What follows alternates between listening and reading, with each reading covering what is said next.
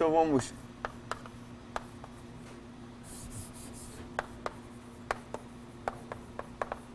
voltar a falar do problema da instabilidade.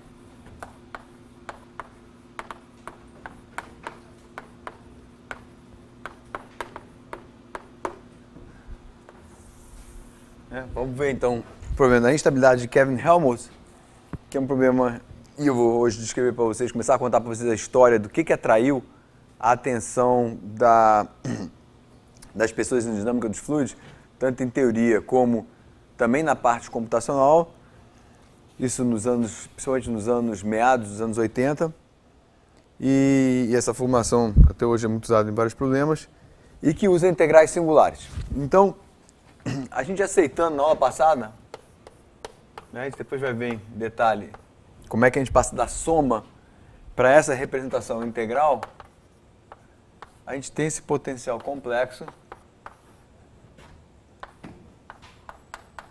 que é dado nessa forma integral e que, né, para recordar na aula passada, o que ele faz é passar de uma estrutura de vórtice discreta, né, periódica, aqui de intensidade A para uma folha.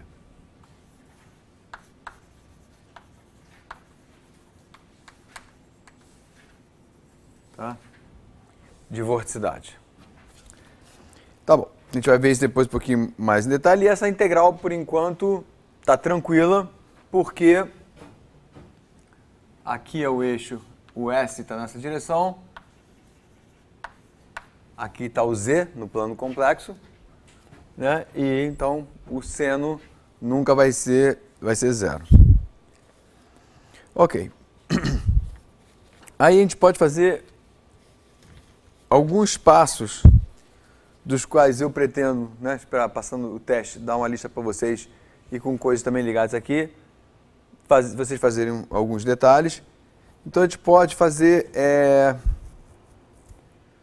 o seguinte, vou escrever isso aqui de novo, deixa eu escrever e talvez depois contar a história, mudando um pouquinho a notação. Então deixa eu melhor escrever e discutir depois, e usar a anotação do texto e dos artigos, que eu acho que tem cópia lá na Xerox.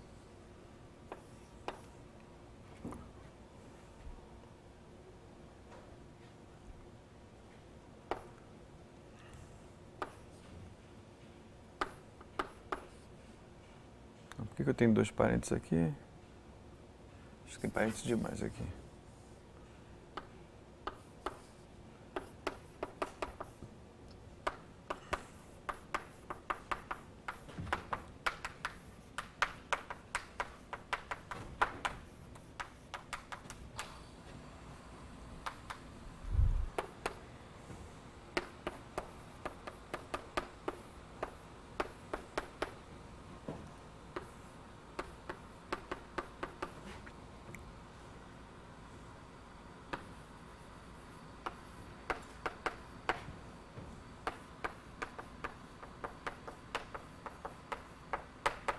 Então eu vou escrever duas maneiras isso aqui e depois em algum momento na lista eu vou pedir para você fazer alguns passos ou verificar, vou dar para vocês uma oportunidade de mexer um pouquinho e ver alguns detalhes.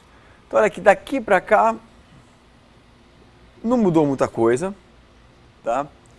Vamos então olhar, se eu largasse isso aqui, vamos olhar assim passo a passo o que mudou na notação. Deixa eu começar olhando talvez pela integral, porque está parecido com aquilo ali, e aí eu volto e faço a leitura aqui. O que eu mudei daqui para cá? Olha, a primeira coisa que né, me chama a atenção, a primeira coisa que chama a atenção é isso aqui, ó, de repente tem Z e Z, tá? Então, eu estou integrando em E', então só por causa dos artigos, o acho que parece que simplesmente aqui é basicamente quase como se fosse o S, tá? É a mesma coisa que o S, é a minha parametrização, está no intervalo de 0 a 2π, ok, besteira. Agora, eu estou permitindo, quando eu olho para cá, duas coisas. Uma, que aonde eu estou integrando, que é ao longo de E, não necessariamente seja mais plano. Se fosse esse caso dessa folha aqui, olha, era S, aqui seria E'. Então, beleza. Beleza, mas com o pé atrás, porque depois tem que verificar algumas coisas. Eu estou permitindo que essa curva, a folha de velocidade esteja deformada e vou representá-la por um Z.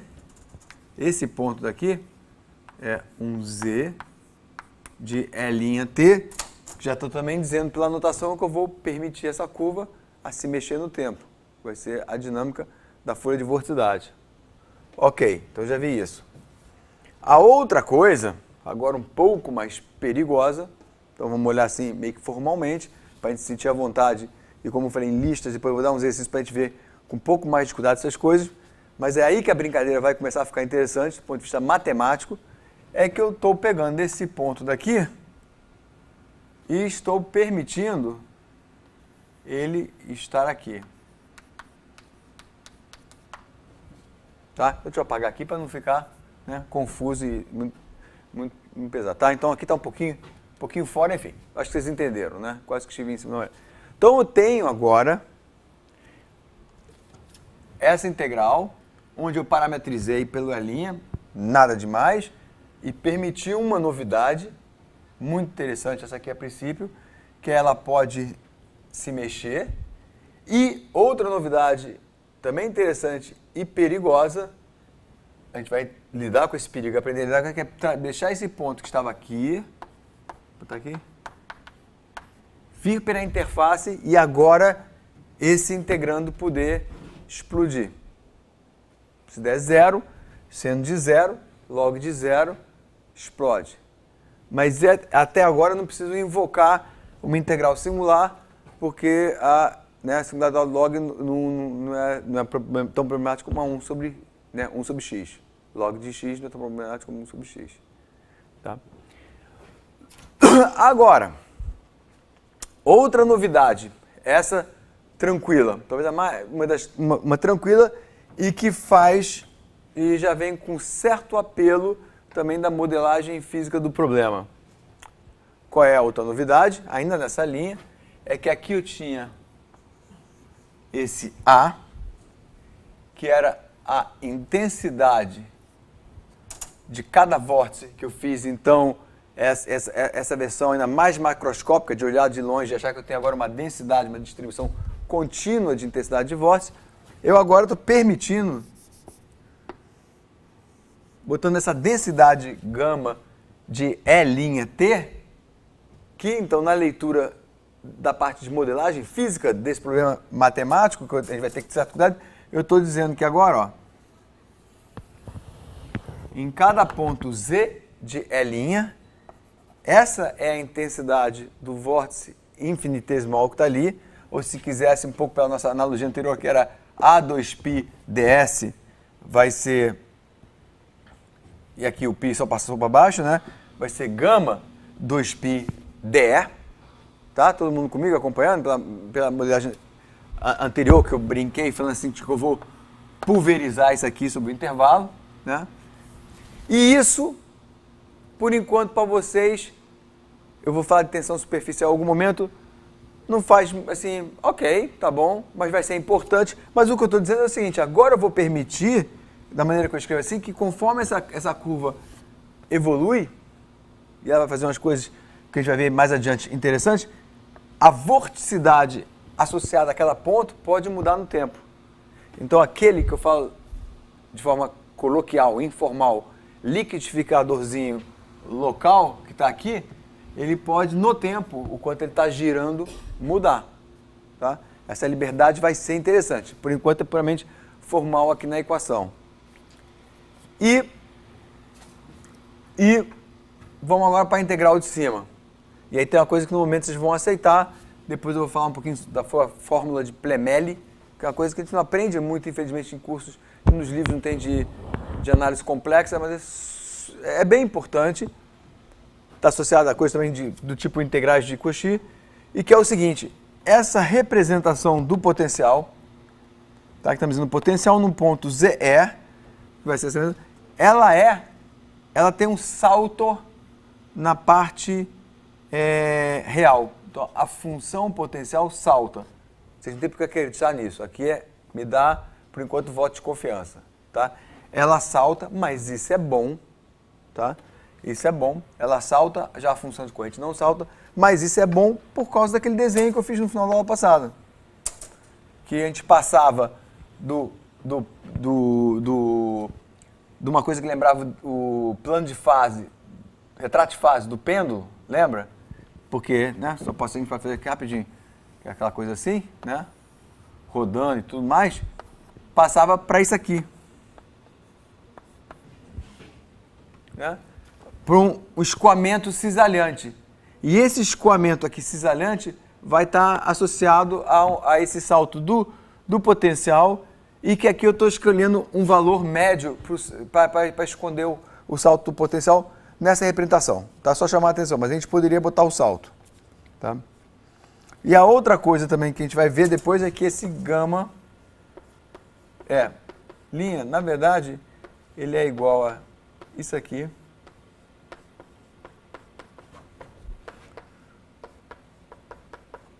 Onde essa variável é chamada muitas vezes de circulação de Birkhoff.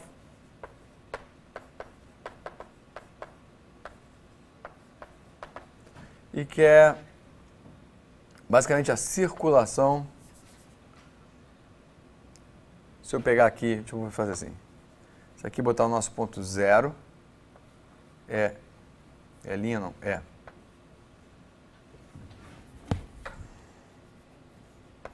É igual a zero. E eu tiver uma certa curva até o ponto aqui é linha.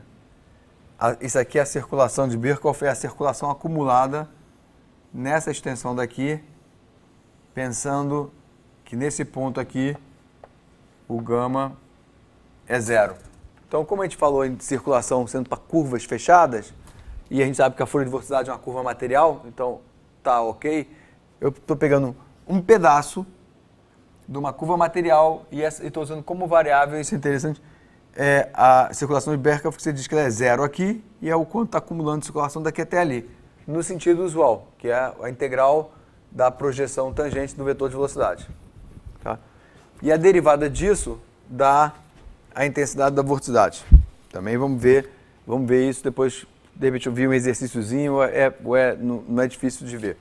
Fazendo, se quiser, quem quiser já começar a brincar com isso, um circuitozinho do tipo que a gente viu para circulação assim, e ver o quanto ela acumula, enfim, tá? Mas eu quero começar a preparar com a equação a análise de estabilidade desse problema, para mostrar para vocês o que acontece de dor de cabeça matemática e o que se estuda.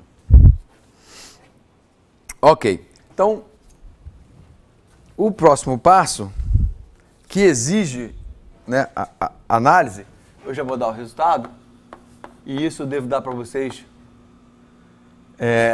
numa lista, ou pelo menos alguns passos, uma lista depois do teste, é que a gente pode chegar a esse resultado daqui, ó. E aqui aparece o nosso objeto de estudo, e que é bastante interessante. Né? Na minha opinião, uma coisa que eu gostei quando estudei, e que foi bastante estudado numa época. Então, o que aconteceu aqui? Então, o que aconteceu aqui é o seguinte, a gente sabe, ó, isso aqui é simplesmente, eu estou fazendo derivada parcial, porque agora eu estou fazendo z dependendo de x e de e t. Então, isso aqui é derivada, é velocidade complexa de um certo ponto da folha de vorticidade. Vou escrever isso aqui.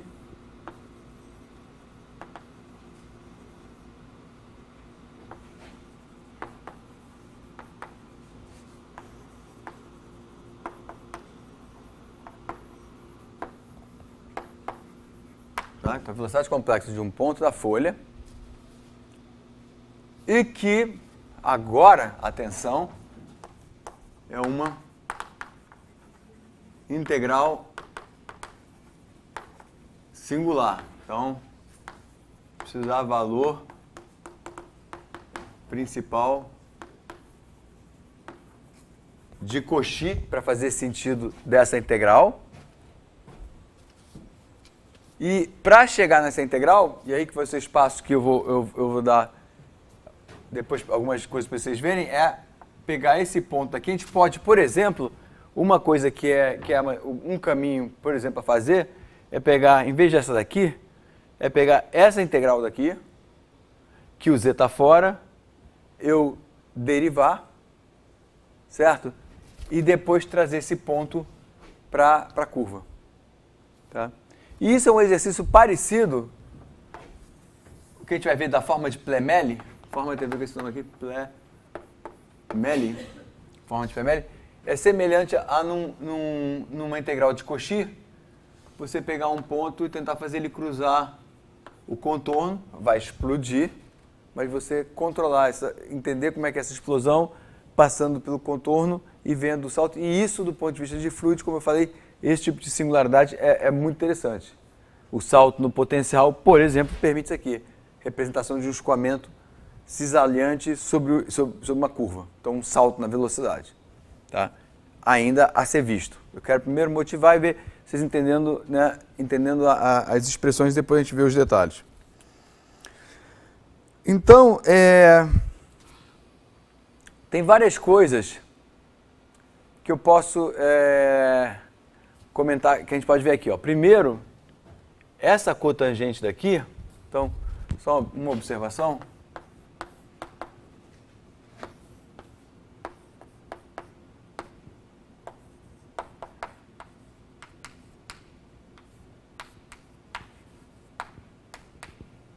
Essa integral daqui, alguém se arrisca em dizer quanto é que ela vale?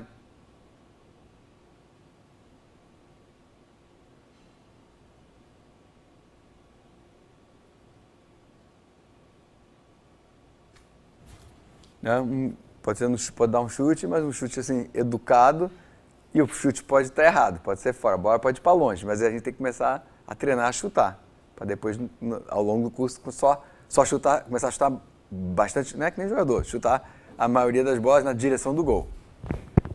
Olha só, como é que eu daria o chute se eu estivesse no lugar de vocês, apesar que é injusto eu falar isso porque eu já sei a resposta e tudo mais. Percebam uma coisa que eu fiz, que é um pouco como que a gente vai ver agora na brincadeira, quando a gente linearizar o problema que eu vou apresentar. Agora não é mais em Z, é em E. Então é como se a folha fosse plana. Ok? Mas aqui nem folha tem, eu tirei a intensidade, blá blá blá. A cotangente explode feito um sobre x. Certo? Cotangente é o quê? Cosseno sobre seno. Seno, quando é próximo de E', é como se fosse E menos E', então isso aqui explode. Então isso aqui explode, então o desenho, a caricatura disso aqui pro chute, é que isso aqui, ó, é como se fosse uma coisa assim, é periódico, então num circuitozinho, localmente onde está explodindo,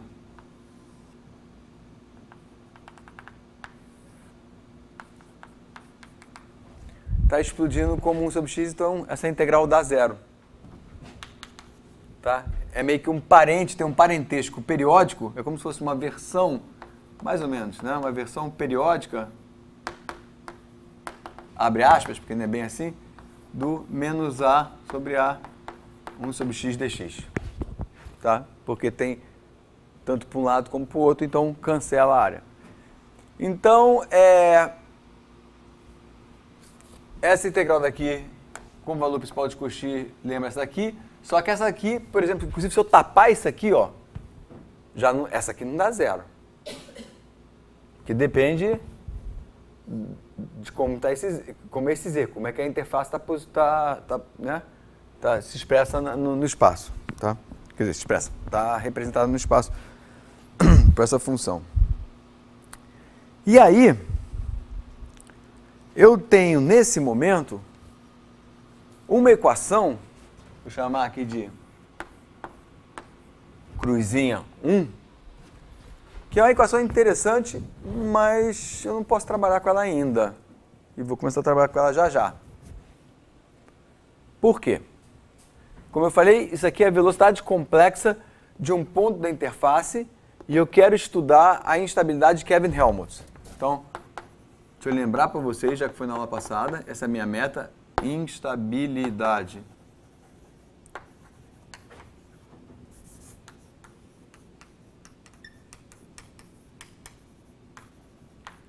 Kelvin-Helmholtz.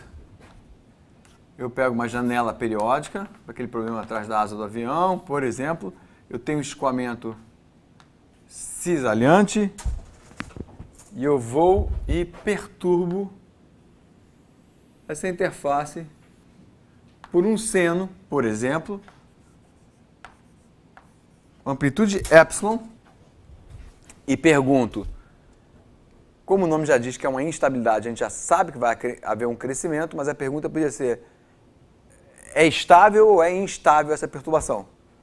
O nome já diz que é instável, porque o nome já é instabilidade de Kelvin-Helmholtz. Mas como é essa instabilidade e como é que a gente entende ela? E a gente vai ver que é uma instabilidade tão forte que o problema é mal posto do ponto de vista matemático. Então, vamos começar a ver isso hoje. Tá? E a gente vai, então, aprender a lidar com essas integrais e vamos fazendo isso, pulando alguns passos para não fazer muita conta aqui, algumas coisas dou em listas e outras fica para ser feito, se algum dia for trabalhar em mais detalhe com isso. Tá? Mas a gente tem que, né, ir completando as lacunas principais. Então, voltando ao problema, eu quero estudar esse problema de instabilidade. Então, eu tenho já uma equação para velocidade de um ponto desta interface, mas eu estou dizendo que, olha, conforme essa interface vai evoluindo e vai crescendo, e vocês vão ver, ela vai esticar, essa função aqui pode variar no tempo, que é a intensidade de cada vórtice. Quem me garante que a intensidade de cada vórtice se mantém constante? Então eu preciso, está faltando uma equação para quem? Para isso aqui. Eu tenho uma equação para x e y, uma equação íntegro-diferencial, ou seja, uma equação não local, ela ocupa o intervalo todo de 0 a 2π, e além de ser íntegro-diferencial, a integral é singular. Então, se olha, a primeira vez que eu olhei esse problema, eu falei, caramba, como? Né? Mas, claro, já tinha material, eu não, né? Isso foi, trabalhei nisso no meu pós-doutorado, e a gente trabalhou em cima de um artigo, então o negócio era entender o que as pessoas já tinham entendido, o problema, mas o problema é que você fala assim, caramba, quanta coisa junta, né, uma interface, uma integral, uma equação íntegro-diferencial com uma integral singular, como é que se faz sentido disso, como é que se estuda isso? E o problema linear, no momento que a gente reconhece algumas coisas, vocês vão ver, vira uma coisa simples que a gente vai aprender, acho que nessa aula a gente vai aprender, já já. Tá? Então vamos lá, mas antes eu preciso de mais uma equação. Então, a folha de vorticidade, a intensidade da folha de vorticidade surge do seguinte. Usando o fato do seguinte... Não, primeiro a gente tem que perceber o seguinte, deixa eu ver como é que eu motivo isso bem para vocês.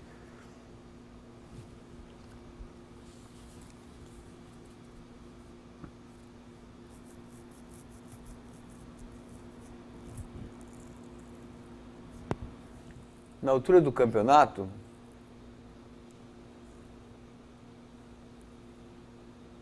eu vou motivar da seguinte maneira, eu tenho que botar aqui uma frasezinha, tá? Para motivar, que é o seguinte, a gente vai acabar aqui a equação. Esse problema é um problema de instabilidade. E vamos ver, né? Vamos ver que um agente regularizador da solução linear é a tensão superficial do fluido. Isso já era sabido há um bom tempo, tá? Sabido de Kelvin-Helmholtz, acho que bobear os dois já sabem, Kelvin-Helmholtz já vai lá atrás, talvez já era sabido há bastante tempo. Agora não sei exatamente a cronologia, que é o seguinte. Tensão superficial, então, é um ótimo lugar para eu introduzir mais uma coisa física e como expressá-la matematicamente para vocês. Tensão superficial é o seguinte, eu tenho um fluido separando um outro fluido. Então aqui eu tenho fluido 1, fluido 2, pode até ser o mesmo fluido, tá? Em alguns casos pode ser diferente. Mas isso aqui é uma interface que é como se fosse uma membrana, por alguma razão está separando os dois fluidos. Aqui é devido ao cisalhamento. E a gente coloca aqui uma tensão indicada pelo T maiúsculo. A notação, de vez em quando aparece como sigma também, tensão superficial, que, como o nome diz, é uma tensão superficial, ao longo da superfície, que faz um pouco a interface funcionar como uma membrana. Isso acontece para fluidos immiscíveis e acontece aqui também porque a gente tem o escoamento cisalhante. Então, você pensa no fluido de cima e no fluido de baixo. Depois eu vou fazer também um desenhozinho onde isso aparece importante. Enfim, não deixa eu botar muita coisa ao mesmo tempo. E aí, para essa membrana se deformar de um fluido para o outro, é porque aqui eu tenho uma pressão P2 e aqui, já olhando para essas figurinhas, eu vejo que eu tenho a pressão P1 menor do que P2. Por que P1 é menor que P2? Porque tem isso aqui puxando para baixo, a do meio empurrando para cima, e aqui então esse cara ajuda esses dois a combaterem o da outra direção. Tá? Então a gente pensa nisso exatamente como se fosse uma membrana fictícia separando o fluido e a tensão superficial como se fosse de um balão mesmo de tipo de aniversário segurando isso aqui. Tá? Daí sai a relação de Laplace-Young. E a gente tem o seguinte, o que é Laplace-Young? Algumas vezes eu também dou isso, nem sempre em lista como exercício, mas tem um esboço disso no Bachelor. Laplace-Young diz o seguinte, que P2 menos P1 é igual a T, kappa é T, que é a curvatura,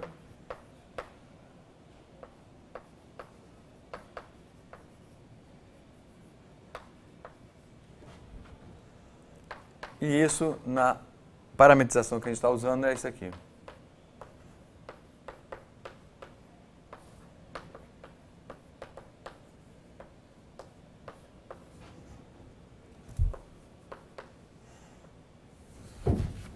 Tá? Então, a relação do Laplace-Young, que basicamente começa fazendo um balanço de tensões ao longo de uma superfície, uma membrana, ou de uma superfície, no Bachelor, onde está esboçado, está feito todas as coisas, mas é uma superfície, você chega aqui, o salto na pressão é compensado pela tensão superficial, onde T é o coeficiente de tensão superficial. E isso aqui é a curvatura. Então, quanto maior a curvatura, mais esse cara permite um salto maior no diferencial de pressão. Tá? E só como um comentário, a gente provavelmente não vai ver isso no curso, mas de vez em quando alguns comentários são bons. Tensão superficial, de vez em quando age até em ondas, que é um assunto que eu trabalho, ondas no mar e tal. Quando as ondas são de comprimento pequenininho, chama ondas de capilaridade. Por exemplo, quando você vê um vento passando em cima da superfície da piscina, às vezes quando você vê umas costelinhas e depois elas até somem, essas costelinhas, essas ondas pequenininhas, a tensão superficial é importante, por quê? Porque a curvatura é grande, porque elas são pequenininhas e aí esse termo aparece. Tá? Então, tensão superficial aparece em bolhas, né? Uma bolha subindo dentro de um fluido, é como se tivesse uma membranazinha, dois fluidos, fluido 1, fluido 2. Então, isso aparece em vários problemas. E a gente vai usar, então, Laplace-Young, essa equação. Então aqui, Laplace-Young mais Bernoulli, uma relação de Bernoulli do tipo que a gente viu, um pouquinho mais complicada, vai dar o resultado. Então a gente não quero fazer os detalhes finais, os detalhes intermediários, mostrar o resultado final.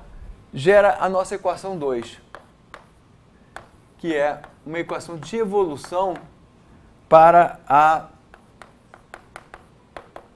circulação de Birkhoff e que se escreve assim, ó.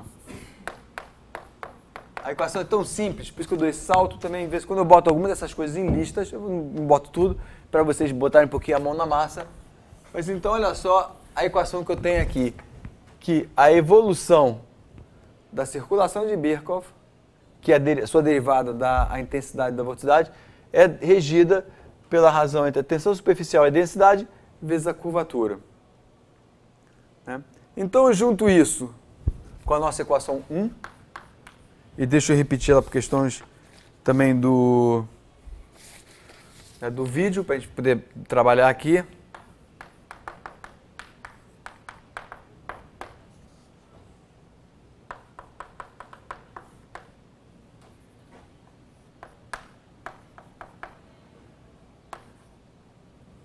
Então aqui, de repente, pode escrever assim ou pode escrever assim. Deixa eu escrever assim para ficar um pouco mais simpático, no sentido de, né, a gente vê que estão todas as variáveis.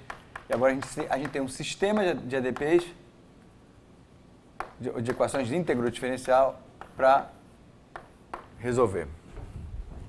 Então eu quero aprender, você olha para isso aqui e fala, caramba, por onde que eu começo? Né? Se eu me desse pela primeira vez, como eu vi isso pela primeira vez no meu pós-doutorado, essa formulação, eu falei, por onde que eu começo para analisar esse problema de instabilidade, começando por aqui. E eu repito uma coisa que eu falei na aula passada, que Kelvin, Helmholtz, esse pessoal, que dá para fazer também a versão linear desse problema, né? Então dá para você estudar a instabilidade, que a gente vai aprender a linearizar essas equações, dá para estudar via as equações de Euler, que em princípio para fazer análise é um caminho mais fácil, mas a gente vai aprender a fazer por esse caminho mais difícil, porque é instrutivo para o problema não linear e para, enfim, para o que vem depois. Tá?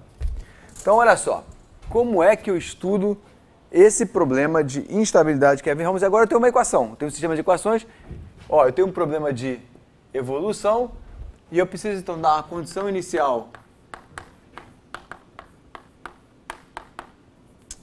para minha gama e dou uma condição inicial para minha interface, tá? Que é a posição inicial e a minha distribuição inicial de vorticidade. Daqui a gente aprende uma coisinha também interessante, que é observação. Se T for zero, então o gama não evolui no tempo. E se eu começar então com uma distribuição homogênea, então isso implica que se eu tiver aqui gama é no instante zero é ideticamente A, assim ele continuará. Vocês estão entendendo o que eu estou falando? Ou seja, a intensidade da vorticidade da folha, se começar homogênea, eu falei, poxa, deixa eu deixar isso, porque quem sabe se quando ela estiver evoluindo a interface, a intensidade de cada vórtice, da densidade do vórtice, pode mudar.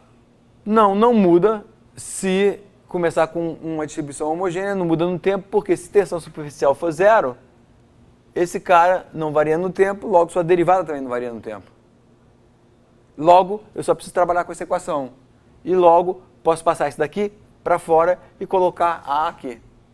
Tá? Mas, vamos fazer a análise de estabilidade que vai nos dar a instabilidade com esses dois objetos, porque vai ter um momento que eu vou falar assim, não, peraí, eu preciso adicionar a tensão superficial para regularizar o problema. Vocês vão entender o que significa, o que eu quero dizer por isso. Então já vamos trabalhar com tudo, tá? Mas depois eu vou mostrar para vocês algumas questões sem tensão superficial, enfim, tá? Cada coisa no seu tempo. Então vamos lá, como é que eu estudo isso? Essa minha integral aqui está parecendo quase uma cruzinha. Então, alguma dica já tá dada, né? Que é, o problema é de 0 a 2π, é periódico. Então eu vou usar, vou em algum momento usar análise de Fourier, mas o problema é não linear, né? A não linearidade está onde? Está aqui e aqui. Certo? A não linearidade está aqui, ó, cotangente de Z, né? Eu estou querendo ver a evolução de Z. Então a não linearidade está aqui e está aqui, que curvatura tá, ó, vamos voltar aqui para ver, ó, aqui, ó. A curvatura... Cada folha é como se fosse uma interface de dois fluidos iguais. Oi? Você está dizendo, não ficou muito claro, você está dizendo que cada folha é a interface de dois fluidos iguais? Não, talvez eu tenha me expressado muito rápido. Estou falando o seguinte, nesse caso, estou te fazendo um desenho que eu não fiz, que eu ia fazer daqui a pouco, e aí vai responder a tua pergunta. Então aqui um comentário. Eu posso pensar que eu tenho, olha só, um outro problema onde essa instabilidade vai aparecer, e aí eu vou mostrar um exemplo com fluidos diferentes. Pega um recipiente, tá? E já deixa eu antecipar a tua resposta. Nesse caso, eu estou considerando os dois fluidos como tendo a mesma densidade, são dois fluidos iguais, tá? Mas eles estão escorregando em torno dessa interface. Mas olha um problema que é bom eu falar agora, até pela pergunta do Fábio, que é o seguinte, que é outra instabilidade, chama-se instabilidade, da qual a Kevin Helmholtz vai aparecer, que é instabilidade de Rayleigh-Taylor. Dois nomes grandes também no assunto. Estabilidade de Rayleigh-Taylor é de fato com dois fluidos. Você tem aqui uma interface. Aqui você tem um fluido. E aqui você tem outro. Esse aqui é o fluido 1, esse aqui é o 2, é assim que eu estou chamando? É, 1 em cima, 2 embaixo. Tá? E o fluido 1 é mais pesado que o fluido 2. Tá? Então, fazer isso aqui assim, do jeito que está paradinho em equilíbrio, a gente só consegue, né?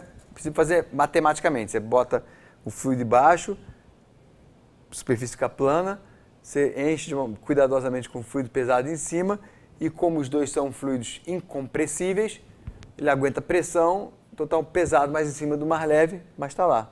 Mas é certamente intuitivo de que é uma situação altamente instável. Dá um petelecozinho, o pesado vai descer, certo? Então, o que acontece? Se eu perturbar a interface, eu vou ver o seguinte. Na primeira instância, eu vou ver, deixa eu fazer só a interface aqui, ó, né? Eu vou ver essa interface começando a descer. Né? Então aqui o fluido branco. Deixa eu botar aqui, né, o amarelo. Isso aqui é num certo instante. Mais adiante a gente vai ver o seguinte, já passando o filme bem mais rápido.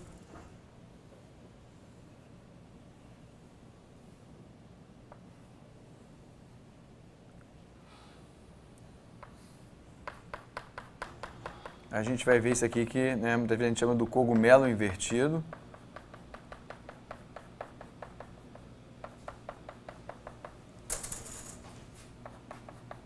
Que é o fluido branco. Tá? E isso aqui é a instabilidade de Rayleigh-Taylor. Isso aqui, por exemplo, você pode ver um pouquinho desse cogumelo invertido rodando assim. Se você pegar num copo d'água e, por exemplo, jogar um leite, que também não precisa nem ser um fluido mais pesado, vai ser acelerar um fluido dentro de outro, né? Para você jogar um leite, você vai ver que cai o leite, uma gotona de leite dentro de água, dos lados formam uma nuvenzinha que roda nesse sentido e rapidamente se mistura. Né? Então tem que prestar atenção que você joga e faz isso aqui. E esse cogumelo invertido também tem, infelizmente, digamos assim, uma outra aplicação, se a gente botar de cabeça para baixo, que é, por exemplo, da bomba atômica. A bomba atômica gera essa aceleração muito alta para cima e faz a mesma coisa e roda. E aqui, olha o que acontece. Onde é que está a instabilidade de Rayleigh-Taylor? Perdão, essa é de Rayleigh-Taylor. Onde é que está a instabilidade de Kelvin-Helmholtz como uma estabilidade secundária no problema de Rayleigh-Taylor? Então isso aqui é mais uma aplicação. Ou seja, nesse cogumelo invertido, você consegue perceber uma região. E é um pouco por isso que tem esse enroscamento aqui, a gente vai ver depois por quê, não hoje. Onde é que está a instabilidade de Kelvin-Helmholtz? Aqui. Como eu falei, a instabilidade de Kelvin-Helmholtz é promovida por cisalhamento.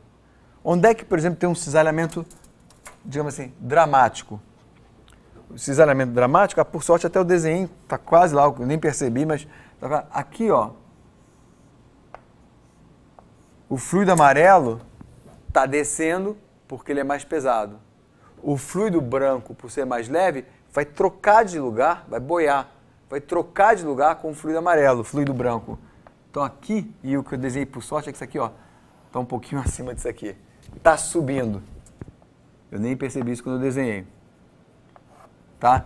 Então, esse movimento relativo de quererem trocar de posição, porque um é mais leve que o outro, mais pesado que o outro, aqui gera um cisalhamento e esse enroscamento está associado. Então, aqui é um exemplo de dois fluidos para valer.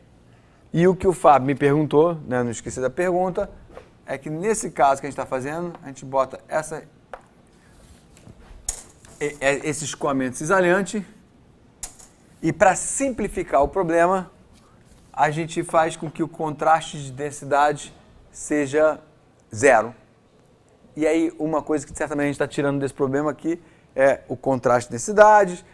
Existe aqui nesse problema uma coisa que se chama o Atwood Number, que é o número de Atwood que depende, eu vou escrever de cabeça errado, mas depende do diferencial de ρ1, ρ2 normalizado.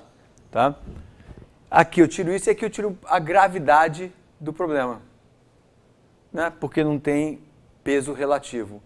Então, eu concentro num só mecanismo, que é o de cisalhamento, e fazendo ρ1 aproximadamente ρ2, eu tiro a gravidade do problema e tiro, né, igual a ρ, aparece esse ρ aqui.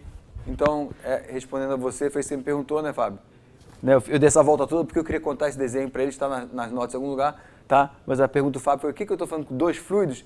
Então, você pensa da seguinte maneira, dois fluidos, quer dizer, do ponto de vista matemático, ou são dois fluidos com densidades muito próximas, ou é o mesmo fluido, e o que eu estou concentrando em termos do equacionamento é no efeito do cisalhamento. Tá? Então, tá claro para vocês? Né? Então, pode chamar como quiser, dois fluidos ou um fluido, tá? Para botar o foco nesse mecanismo. Cisalhamento. Mas foi bom porque me forçou a fazer esse desenho, que já estava aqui na nota, eu tinha ter feito na aula passada e não fiz. Agora volta a pergunta de novo, me lembrando do começo do meu pós-doutorado, que eu sabia que tinha teoria. Para isso eu falei assim, mas e aí, como é que eu boto a mão nesse objeto aqui? Um sistema de equações, com equação íntegro diferencial com uma integral singular. Tá? Então, o primeiro ponto a fazer é, talvez, deixa eu ver se eu aproveito esse espaço aqui. Eu consigo aproveitar espaço, é bom, né? Eu sempre estou tentando ser econômico com o espaço, para a questão também do vídeo e também para a gente poder apagar o menos possível. Eu não sei resolver esse problema não linear. Então, e quero fazer uma análise de estabilidade, a primeira que eu vou fazer é linear, certo? Alguma perguntinha? Fica à vontade de perguntar. Não, na verdade eu não estou entendendo bem o problema. Mas, por favor, me pare a qualquer momento, qualquer um de vocês, se não estiver entendendo. Então, onde é que você já se perdeu e está engasgada? É porque teve aquela parte em relação à modicidade, e aí começou essa parte em relação às tensões. Você está falando dessa parte, daqui para cá você aceitou razoavelmente, não como deduzir isso, mas você aceitou essa integral? Sim. Beleza. Aí... porque aí começou a falar sobre as tensões e a diferença de pressão, mas eu não entendi bem a relação. Por que eu estou juntando essas duas coisas? Isso tá bom. Isso é uma pergunta legítima e eu vou dizer para você, assim que eu fizer a análise de estabilidade, você vai ver, tá? Mas eu poderia fazer da seguinte maneira, eu podia nem falar sobre tensão superficial e fazer a análise de estabilidade só para esse objeto daqui, com isso aqui constante igual a A. Você estaria tranquila com isso? Né? Sinceramente, todos vocês também, os outros podem reclamar, tá? Então, deixa eu contar um pouco, deixa eu já ser mais específico no que eu já falei sobre o que a gente vai ver, vai dar tempo para ver hoje, talvez não tudo, mas o que eu vou falar agora deve dar tempo para ver quase tudo, que é o seguinte, se eu olhar só para essa integral daqui, sem a outra equação, sem falar em tensão superficial nem nada, que aparentemente vocês estão mais confortáveis com isso, eu ia fazer análise de estabilidade muito parecida que eu vou fazer agora, e vou concluir que todos os modos de Fourier, então deixa eu voltar para trás e falar mais uma coisinha que é anunciando o que eu vou fazer. Eu não sei resolver o problema não linear. A análise de estabilidade, em geral, a gente começa com uma linear. Então eu vou linearizar esse problema, vou pegar as equações lineares e vou fazer uma análise de Fourier, e vou concluir que todos os modos de Fourier crescem. E vou concluir uma coisa que faz, inclusive, com que o problema seja mal posto, que quanto mais alto o modo de Fourier, quer dizer, o comprimento de onda é mais curto, maior é a taxa de crescimento e ela é ilimitada. E é isso que faz o problema ser mal posto. Tá? Vamos aprender a fazer isso. Aí depois eu falo assim, é porque eu já sei a história do problema. Então eu falo assim, caramba, esse problema está faltando alguma coisa. Na verdade, está faltando alguma coisa de modelagem física, está faltando algum ingrediente, porque não é assim, tudo cresce indefinidamente e algumas componentes de Fourier com uma taxa de crescimento ilimitada. Vocês vão ver isso, tá? Para ver o que eu estou dizendo por limitado.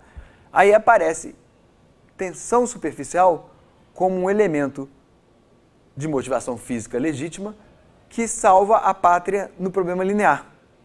Então aí a gente vai ver, poxa, quando a gente coloca a tensão superficial, os modos de Fourier já não crescem de forma ilimitada. Então é isso que eu quero dizer por regularizar o problema. Eu talvez tivesse estar contando essa história, é bom também vocês me forçarem a fazer perguntas, mas talvez eu podia já ter contado isso no começo. Então, a tensão superficial vai regularizar o problema. A gente vai ver como. Tá? E aí, como a análise de estabilidade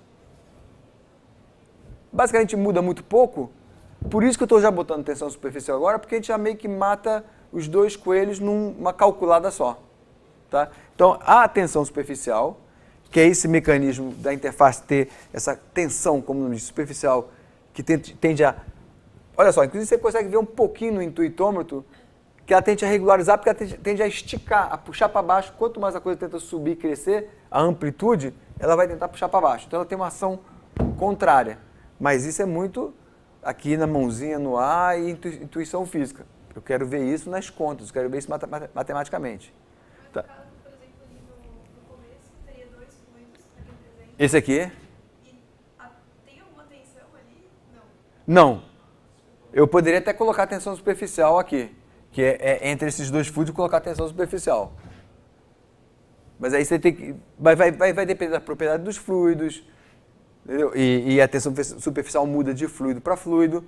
Mas aqui teria que ter um pouco de tensão superficial, senão aqui, quando aparecer essa instabilidade secundária, esse problema vai ficar mal posto nessa região e modos altos, por exemplo, pensa no seguinte, o modo de Fourier de uma frequência muito alta, que é uma coisinha nervosa, mas de amplitude mínima, no modelo matemático vai crescer assustadoramente. E você olha para o experimento e você fala, não cresce. Então aqui teria que ter essa tensão. A tensão superficial nesse caso é uma tensão... a tensão superficial, ela sempre age sobre uma superfície de contato. Só que aqui a palavra superfície é abuso de linguagem, porque como o problema é 2D, as interfaces são todas curvas. Então a tensão superficial é uma tensão, então uma força por elemento de área, que age sobre a curva, sobre a interface. E a tensão superficial, então, em cada ponto aqui dessa curva, se eu pegar um pedaço aqui, aqui está com curvatura baixa, então se eu pegar esse pedaço aqui de curva alta, eu tenho uma força puxando para cá e outra força puxando para cá, querendo fazer que essa região seja achatada. Mas aqui o escoamento é tão forte que ela não está ganhando a luta, porque não está achatando, mas ela está sendo importante em regularizar o problema, em não fazer com que modos altos de Fourier cresçam sem limite de uma forma espúria. Espúria como? Porque a matemática está incompleta, porque você vai no laboratório e você vê isso. Você não vê uma coisa de alta frequência aqui. Está entendendo? Então, aqui você olha para cá, você vê não tem alta frequência. Então, como é que a minha matemática está dizendo que a alta frequência está crescendo? Eu tenho um modelo que está deficiente, está faltando alguma coisa. E é aí que entrou a tensão superficial na história. Deixa eu até falar um pouquinho, um outro ingrediente, vocês podiam ter reclamado disso também. Um outro ingrediente que poderia entrar na história, as pessoas hoje em dia até usam muito, e tem a terminologia agora que eu me esqueço, que é... Talvez até o Fábio sabe, que é uma terminologia mais genérica para interface, que na verdade é uma interface gorda, como algumas, o Fat Interface, que é uma interface, na verdade, uma zona de transição muito rápida, mas não é uma interface, não é uma curva, não é um sharp layer, como o americano fala, é uma transição. E por que que eu poderia, vocês podiam reclamar e falar assim, vem cá, por que essa curva precisa ser uma curva? Por que essa separatriz entre dois fluidos precisa ser sempre uma separatriz? Por exemplo, porque todo fluido tem um pouco de viscosidade. E viscosidade, até em computação gráfica as pessoas usam viscosidade para isso. Viscosidade regulariza, suaviza as coisas. E muitas vezes borra, e muitas vezes é bom, borra um pouco arestas, mas também mata frequências altas. Olha só, estou falando de um bando de coisas parecidas. Então, outro ingrediente que vocês podiam falar assim, pô, André, você reclamou da tensão superficial com razão. Não estou entendendo que você está botando tensão superficial.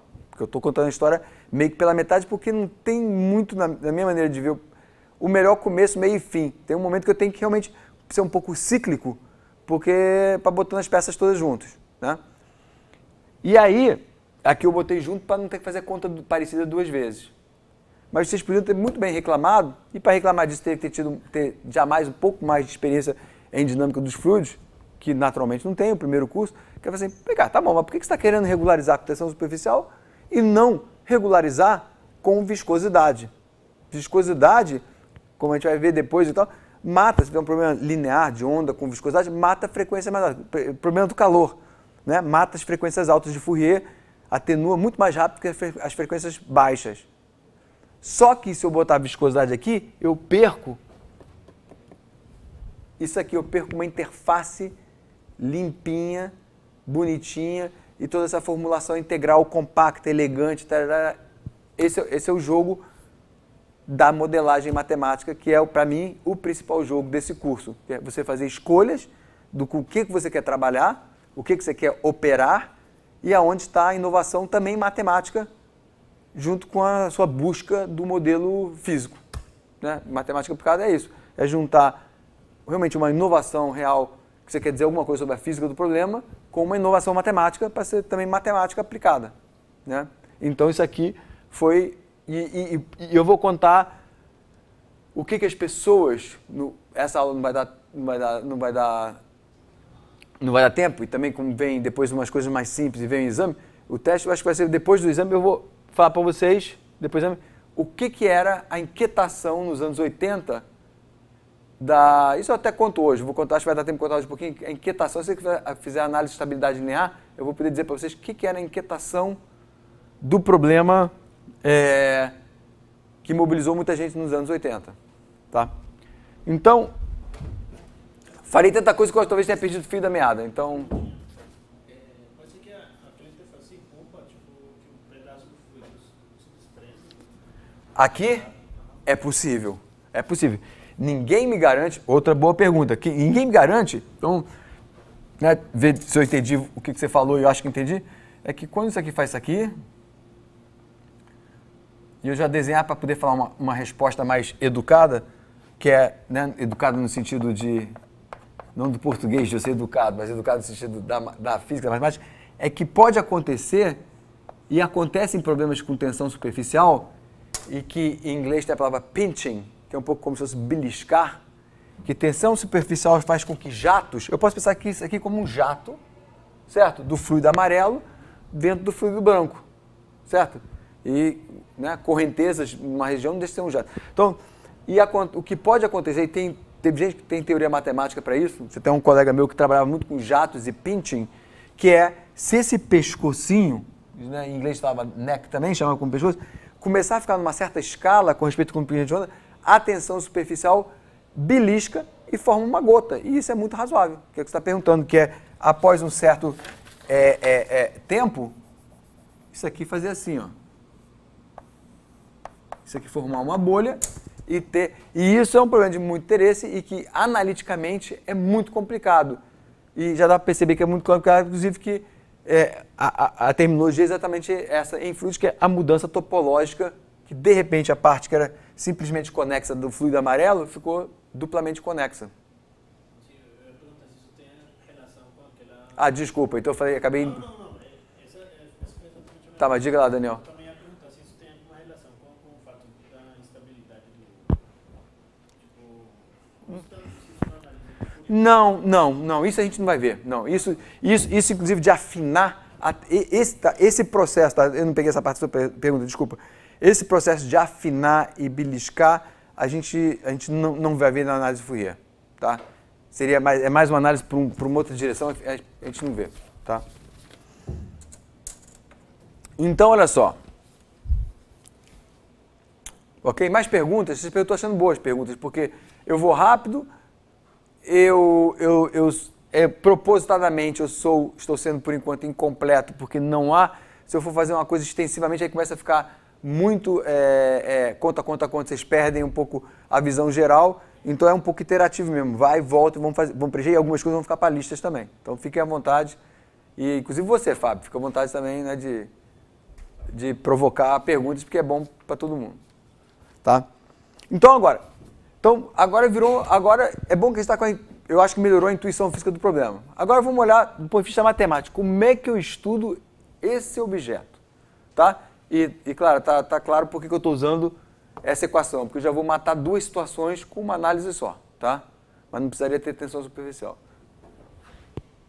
Bem, se eu não entendo esse problema, não sei nem por onde começar, vamos tentar ver a versão mais simples dele, que é quando se vê estabilidade, muitas vezes começa pelo problema linear. Como é que eu linearizo esse problema? Então, vamos linearizar o problema para estudar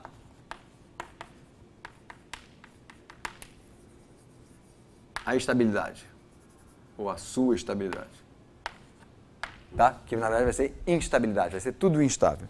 Então, percebam o seguinte, olha só.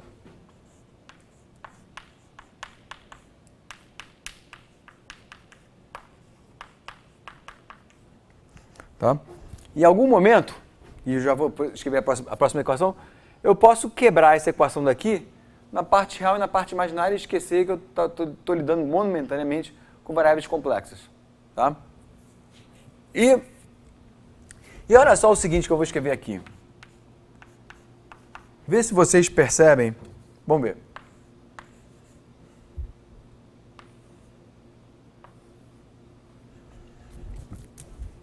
O que eu escrevi aqui? Eu não acabei ainda. Vou somar uma coisa aqui.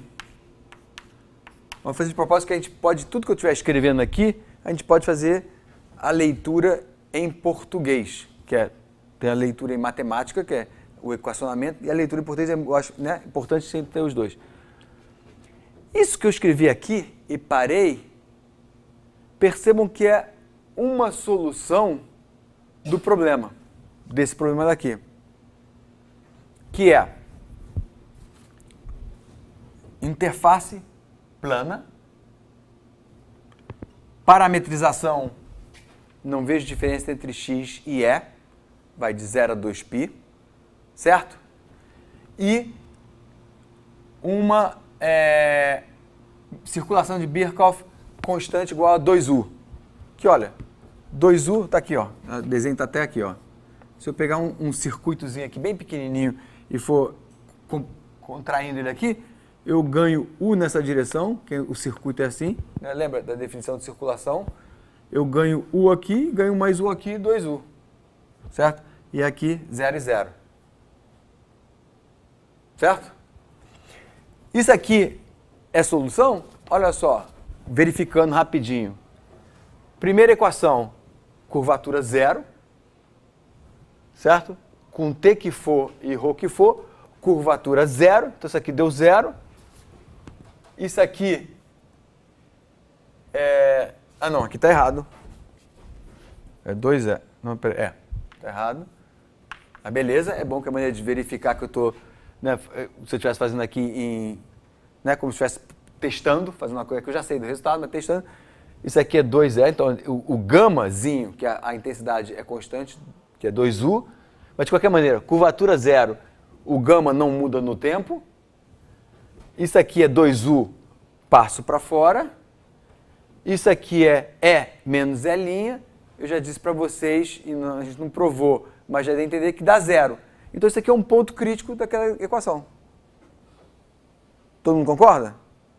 Tá? E até nem fiz aquilo, nem pensando exatamente o que ia acontecer aqui, mas do cosseno de cotangente E menos L'. Eu fiz porque queria só mostrar a intuição para vocês. Então isso aqui é uma solução do problema, mas é uma solução meio que besta. É a solução ali que a gente quer até inclusive saber se ela é instável ou não a perturbações.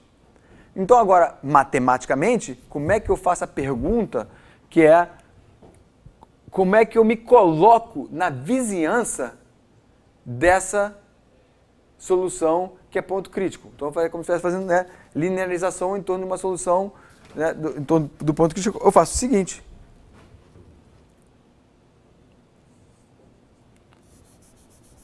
Vou agora aqui abrir um parênteses, botar.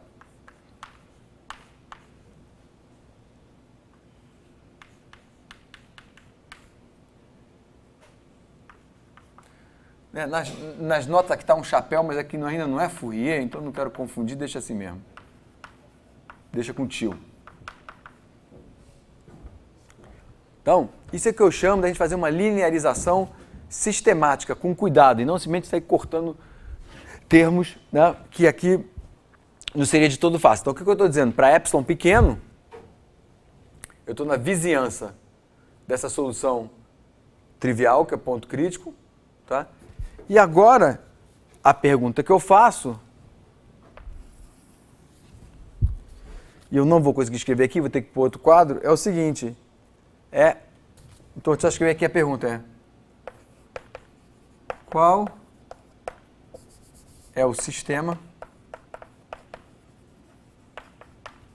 para as perturbações ou correções, como vocês querem chamar, perturbações gama-til, x-til e y-til. Né? Ou seja, se eu pegar essas equações... então, na verdade, isso aqui é o que a gente muitas vezes chama, né, de um Ansatz, que é um nome alemão, né, que é um pouco como se fosse uma tentativa educada no problema de você tentar reescrever a solução, indicando o que você quer fazer e ver se isso facilita a sua vida.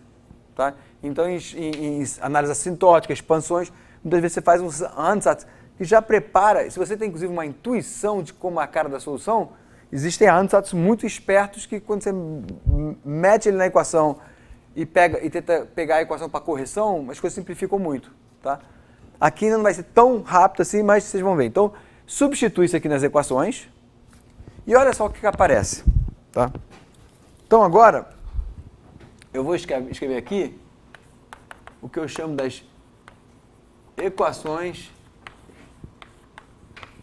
de ordem epsilon. Tá? Então, a ideia é substituir ansatz no sistema e coletar termos de ordem epsilon, ou seja, descartar termos de ordem mais alta. Então é um pouco como série de potências. Sabe? Eu vou pegar isso, vou botar na equação, isso vai me produzir uma série de potências em epsilon. Então eu agrupo todos os primeiros termos que são de ordem 1 e isso vai dar 0. A gente acabou de ver que ó, os termos de ordem 1 que eu preparei aqui é a solução do problema. E aí vai aparecer uma expansão, a gente vai fazer essa expansão, que é contaria, expandir a cotangente, para lá, e aí vai aparecer o seguinte, termo de ordem 1 eu sei que é 0, depois epsilon vezes um bando de coisa, epsilon ao quadrado vezes um bando de coisa, tá? E aí olha só, você tem uma série de potências, no caso aqui, em potências de epsilon, e a gente vai ver outras situações mais adiante no curso, que é como a gente faz a análise assintótica de alguns modelos. Mas pense em série de potências, se eu tenho uma série de potências de epsilons, o epsilon é arbitrário e essa série de potência é igual a 0, é identicamente nula, o que eu concluo?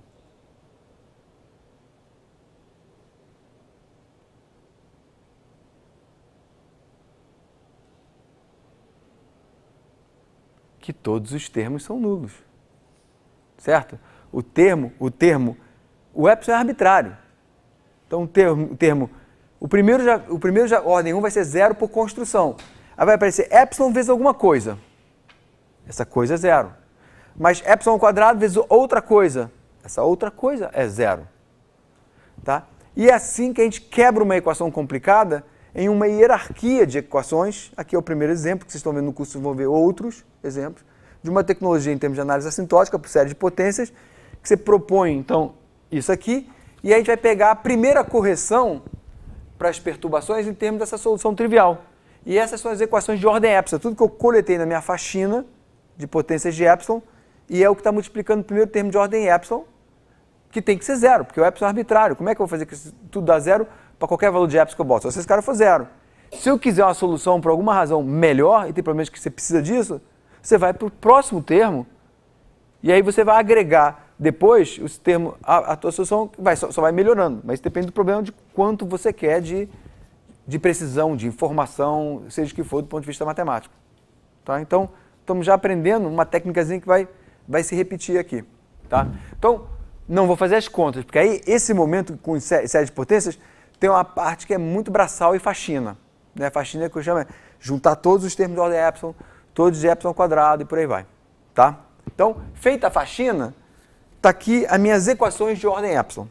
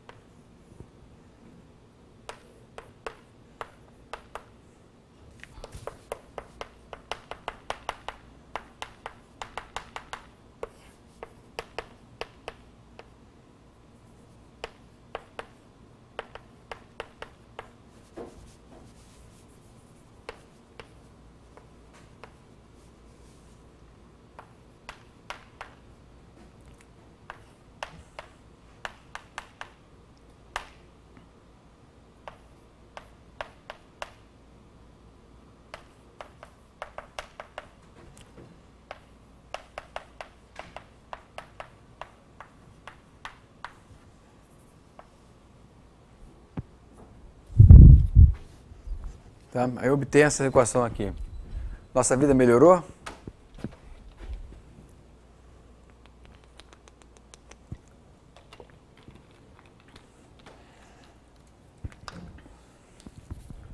Eu sei resolver esse sistema? O que eu faço com esse sistema? Vocês conseguem reconhecer nesse sistema? O que vocês percebem nesse sistema? Ó, primeira coisa aqui, ó, primeira coisa que eu, perdão, que eu percebo que é, agora aqui, a curvatura é curvatura linear, tranquila. Segunda derivada, realmente linearizei, né? Então, a primeira coisa que eu vou fazer, na minha faxina eu linearizei esse problema, fazendo essa expansão e coletando. Na verdade, outra coisa que vocês vão perceber em alguns outros problemas que eu vou fazer, acho que vai ter um de ondas lá pro final do curso, é que você pega um problema linear, perdão, não linear, e em geral essa estratégia que ela faz é te dar uma hierarquia infinita de problemas lineares. O que é bom, o que é ruim. É bom porque, e muitas vezes isso é formal, você não consegue provar, é muito complicado provar que o RAB dessa série converge e tal, mas você vai vendo pelo jeitão das coisas formalmente que funciona. Tará. A KdV, por exemplo, a gente vai ver um exemplo desse tipo, a famosa KdV surge de uma expansão das equações de teoria do potencial, a gente vai fazer esse exercício, e aí as pessoas provam várias coisas com a KdV, né? Mas a KdV, que o RAB da série, isso é uma coisa mais complicada de provar.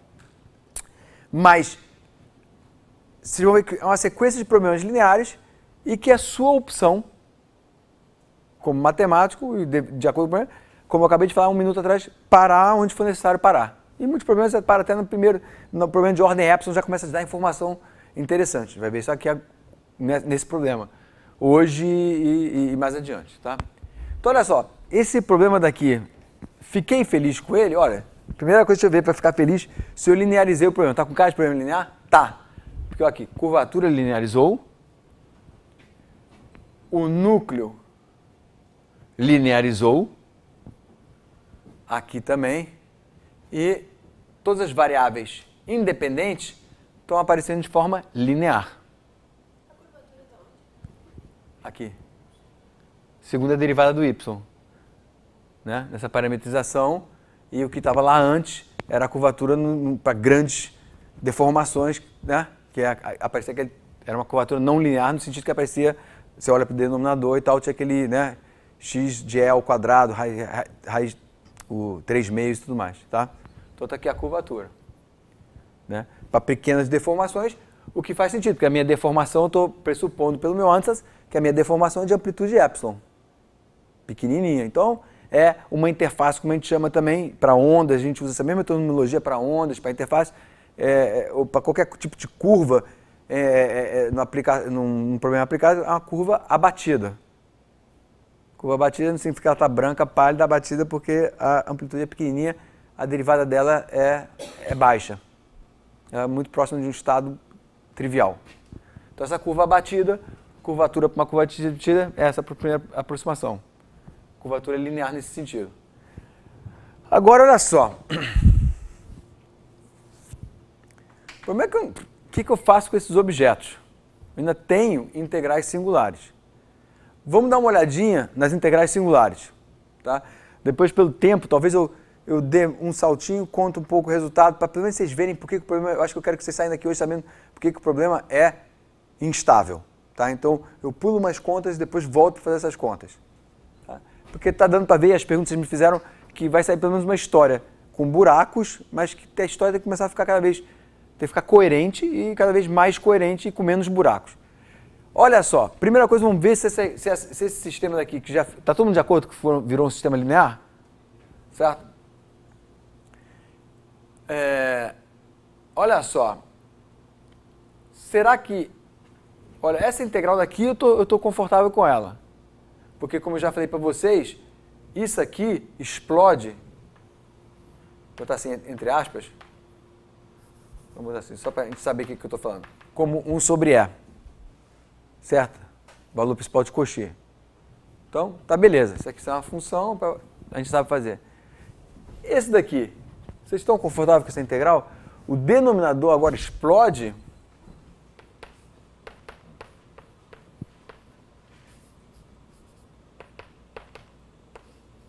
A singularidade dele é agora como 1 sobre E ao quadrado.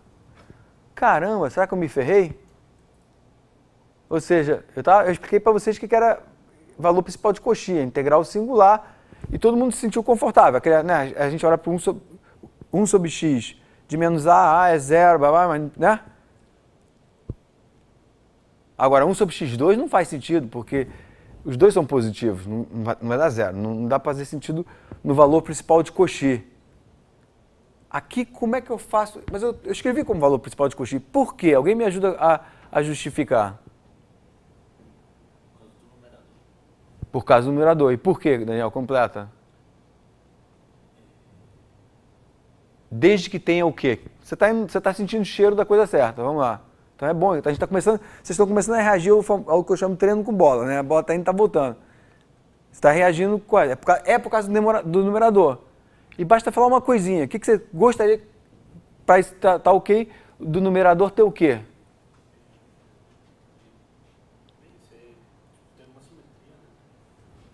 Não precisa ter simetria dentro do numerador, mas é bom. Está sentindo o cheiro certo do numerador, a justificativa eu acho que não é essa.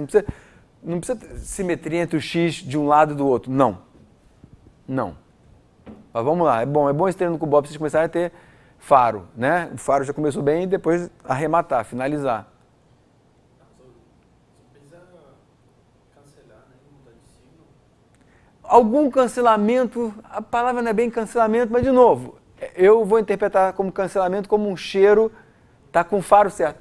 Vou escrever agora, porque também em função do tempo, vou escrever de uma maneira que parece um pouco boba, pedante, mas vai responder, não precisa nem falar. Olha só, deixa eu escrever aqui, tá? Como é que eu estou pensando no numerador sem dizer a palavra que eu estou pensando. Integral de 0 a 2π. Deixa eu escrever de uma forma resumida, tá? Y menos y', tá ok? Para não ter que escrever os és. Dividido por seno de E menos E' sobre 2, dividido por seno de E menos E' sobre 2, D'. O que eu estou pensando aqui que se eu tiver, estou em casa. Se eu tiver essa hipótese, estou em casa. Esquece que é seno, porque aonde o bicho é ruim, o seno é isso aqui, esquece o 2, completa para mim. O que eu preciso? Diferenciável, exatamente.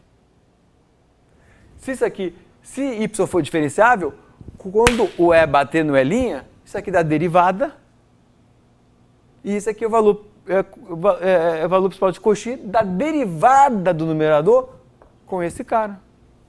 Está no bolso.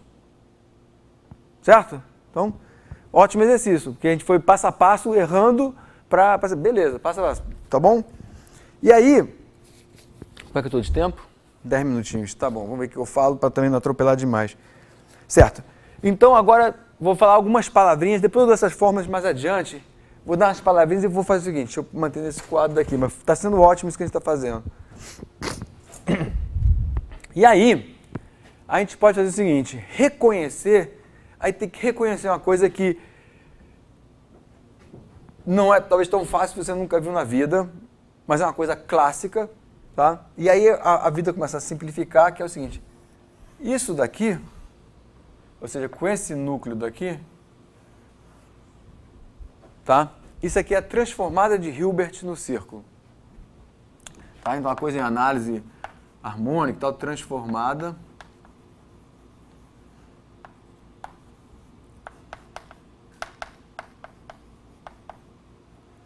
de Hilbert no círculo. Tá? A versão original da transformada de Hilbert é assim.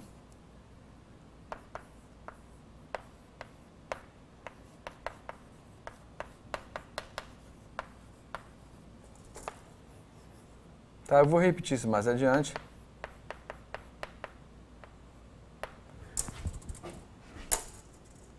Tá?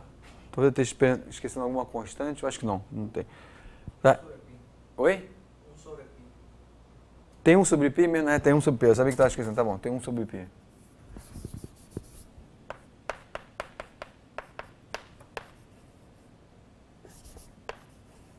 Eita.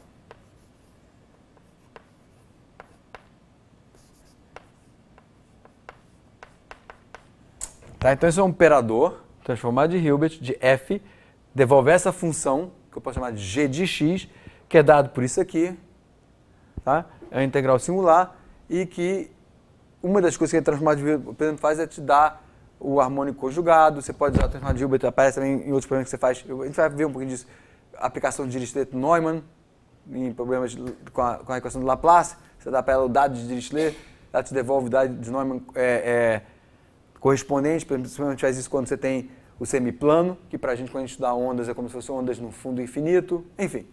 E aí, essa integral daqui, tá? Então, se eu substituir isso aqui por um f, chamar isso aqui de f, isso aqui é a transformada de Hilbert no círculo, ou seja, versão periódica. Tá bom? E essa daqui, tá? Sem esse U e tal, mas enfim, está associada à transformada de Hilbert da derivada, por razões óbvias que a gente acabou de discutir. Tá? Sabendo disso, aí se sabe qual é a transformada de Hilbert de um modo de Fourier. Qual é a transformada de Hilbert de E elevado a IKX? E, consequentemente, da derivada Fazendo isso, e aí eu vou dar um salto, a gente volta a fazer isso depois com calma. Se eu agora fizer análise de Fourier, tá? Então,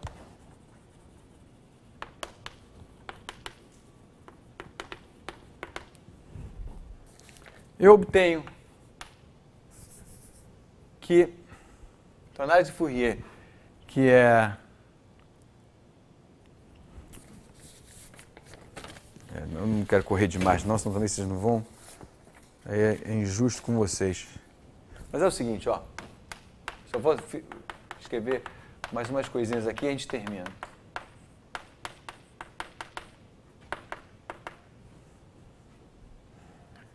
Eu estava usando chapéu, ou melhor, tio. Então, deixa eu manter tio, mas podia ser chapéu. E eu vou fazer o seguinte, ó. Eu tenho aqui um A1 de T cosseno de KE, A2 de T cosseno de KE, A3 de T cosseno de KE. Tá? Então, estou fazendo análise de Fourier com esses modos daqui. E vou concluir que eu tenho uma EDO para as amplitudes